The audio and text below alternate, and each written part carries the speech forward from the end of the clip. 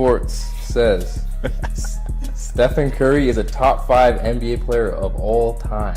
No, he tripping on that. He hasn't cracked my top 10 yet. He just hasn't. I think Steph has had a phenomenal career. I mean, obviously 4 championships, 2 league MVPs. He has a final MVP. But if you go back in his career, and if you look at when Draymond is out of the lineup for the season, if you look at Klay Thompson has missed the season or half of that season, to me, if you're that great, if you're going to be a top 5 and one of your guys are missing, you can't make the playoffs, I can't put you in the top 5 or top 10. I just can't. And that's just my opinion. Greatness to me is when one of your guys are out, you still got to elevate your team at least to the playoffs. Like, they don't even make the playoffs when Klay or Draymond is out of the lineups. And they haven't won a play-in game at all. So in top 5, no chance. Yo! So my second favorite all-time player could have went down as the greatest, arguably a top 10 all-time player. And Tracy McGrady, if you haven't watched him, go watch his tapes. Nastiest pull-up you will ever see. A lot of your favorite players today modeled their game after Tracy McGrady. He inspired a lot of these guys. But he was asked if Stephen Curry is a top 5 player of all time. His response was no, he doesn't believe he's a top 5. And this is why he said he didn't believe he was top 5. He said because when he couldn't even make the playoffs or the play-in when Klay Thompson and Draymond was out. I've always said these same takes. He said he's not top 5. He doesn't even crack his top 10. I don't put him in my top 5. I could probably see a top 10. Top 15, yes. But Mac is getting some heat for this, but I agree with his points. I always said the Warriors was a softer team when Draymond went out the lineup. And the numbers back it up. He's literally, as much as Draymond get disrespected, we can get on him for his antics. That team is a lot softer without him. He's the enforcer. He's the anchor of that team. He's the backbone. He keeps them going. They don't win those chips without Draymond Green, period. You know what I'm saying? He does the dirty work. He's going to get on guys, hold them accountable. Y'all seen he was getting in Kevin Durant's face.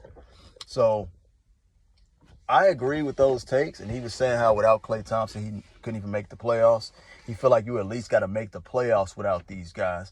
Like we've seen these guys do it, these great players, LeBron James, even Jimmy Butler. We've seen what he's been doing with these teams. Yes, you can argue Bron was in the East, but at the same time, you got to look at each team when he's not on the roster. Look at Jimmy Butler, these teams that he's left, what they've done after him. You know what I'm saying? And what they did with him. You know, these guys, even Chris Paul, have evaluated these teams to that next level. And you see the difference when he's gone.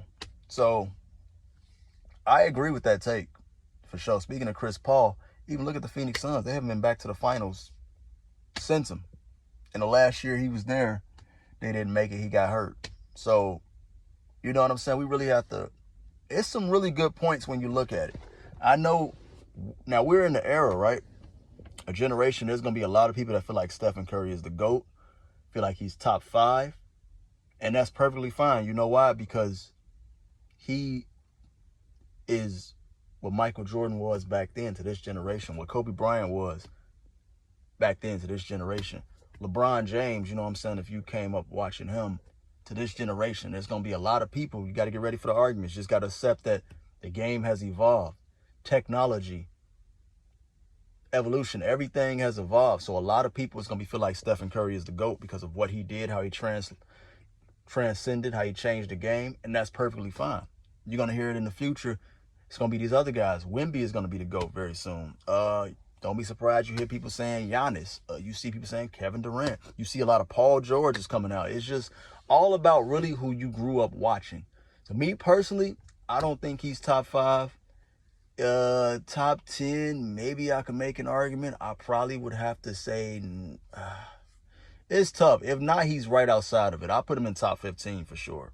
Out of the active players today, he might be second to LeBron James. Out of active players playing today, LeBron James might be the only person, thinking about it, LeBron James, the only active person career-wise I would put over him. And that's saying a lot. That's saying a lot because we talking about arguably the greatest to ever do it in LeBron. So I mean, that's a great ranking. I don't think what T-Mac said was bad. That's a great point.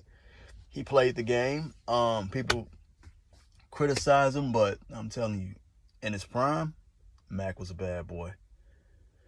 When I get on the court, I still do some of his moves. But yeah, like, share, subscribe if you know. Let me know what you think. Is Stephen Curry the GOAT? Is he top 5? Is he top 10, top 15? Do you agree with T-Mac? Do you disagree?